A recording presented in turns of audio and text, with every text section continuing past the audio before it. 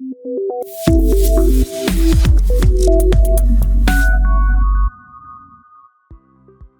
and welcome to Codechef. In today's video, we are going to learn about constructors in Java, which are one of the most important parts of object-oriented programming. We'll cover what constructors are, what default constructors are, and what user-defined constructors are.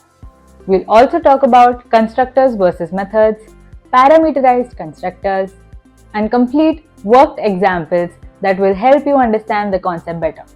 So as always, don't just watch, practice alongside this lesson using the Codechef online compiler. You'll find the link in the description below.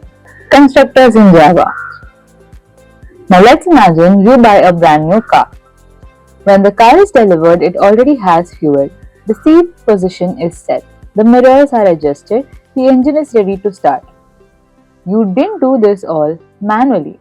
These settings were applied automatically when the car was prepared. In Java, when we create an object, we often want some default values or specific values we provide. The special method that prepares the object at the moment it is created is called a constructor. So you can think of it like this. A constructor is the setup process that happens when an object is created. Now let's talk about a constructor in detail. What is a constructor? A constructor is a special type of method used to initialize the data members of an object and automatically calls when an object is created. Rules of constructors. The constructor must have the same name as the class. It does not have an return type, not even void, and it is automatically invoked during object creation. Now let's look at an example of a compiler-provided default constructor. Here you can see we have class Codechef, public static void main string, and then Codechef object, new Codechef. Here you can see that no constructor is defined, but the object is still created. Why? Because the compiler provides a default constructor automatically. So behind the scene, it behaves like Codechef constructor with no parameters and an empty body.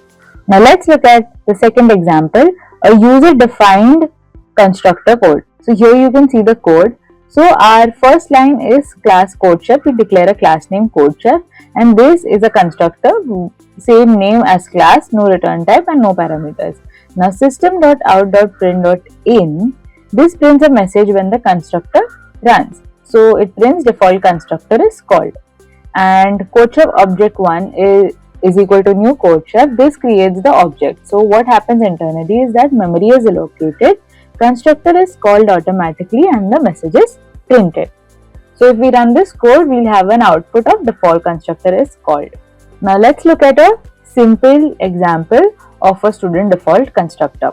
So here you can see string student name, int grade. So these are instant variables to store student details, and we have student constructor for the student class. Student name we have Alice, and grade we have assigned 8. So these are the default values, and we have S1 student is equal to new student. So the object creation where constructor runs automatically and values are assigned, and it will print out the information.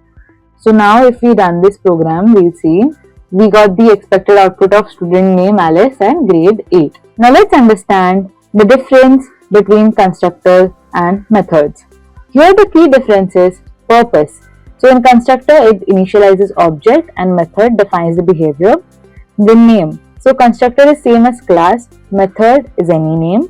Return type, constructor has no return type and method can return value or be void. So calling. Constructor is called automatically while method has to be called manually. And frequency. So constructor is called once per object and method can be called many times. Now let's talk about parameterized constructor. A parameterized constructor accepts value when the object is created and allows custom initializations. The characteristics is same as name class, no return type, and can take one or more parameters.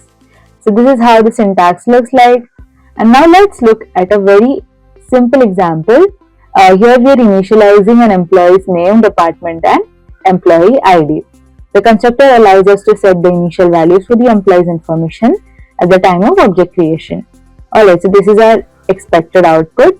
Now let's look at the code. So here class employee declares a class named employee. Then we have string name, string department, and integer employee ID. These are instant variables. also called fields, they store data for each employee object.